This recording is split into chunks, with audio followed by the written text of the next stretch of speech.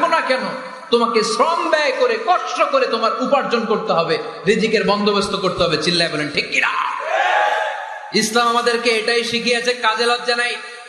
আবার বিশ্বনবী বললেন, ইন কামাতিস সাআ ওয়া ফি ইয়াদি আহাদিকুম ফাসিলাতুন, তোমাদের কারো হাতে যদি একটা চারা বীজ থাকে, সে যদি দেখে কিয়ামত হতে শুরু করেছে, ফাইন ইসতাতাআ আন ইয়াগরিসাহা ক্বাবলা আন তাকুমাস সাআ ফালইয়াগরিসহা, কারো হাতে একটা চারা বীজ নিয়ত করেছে, চারা বীজটা রোপণ করবে, ইন দা মিন টাইম দেখলো কিয়ামত হতে শুরু করেছে, বিশ্বনবী বললেন যদি তোমার সুযোগ থাকে কিয়ামত হওয়ার আগে চারা বীজটা রোপণ করে দাও। কথা বুঝতে পেরেছেন? আপনার হাতে একটা চারা বীজ, আপনি প্ল্যান করেছেন এই চারা বীজটা রোপণ করবেন, ইন দা মিন টাইম দেখলেন কি হওয়া শুরু হয়েছে, ইযা জুলজিলাতিল আরদু জিলজালাহা, দ্য বিগেস্ট আর্থকোয়েক, ভূমিকম্প শুরু হয়েছে, কিয়ামত হয়ে যাবে।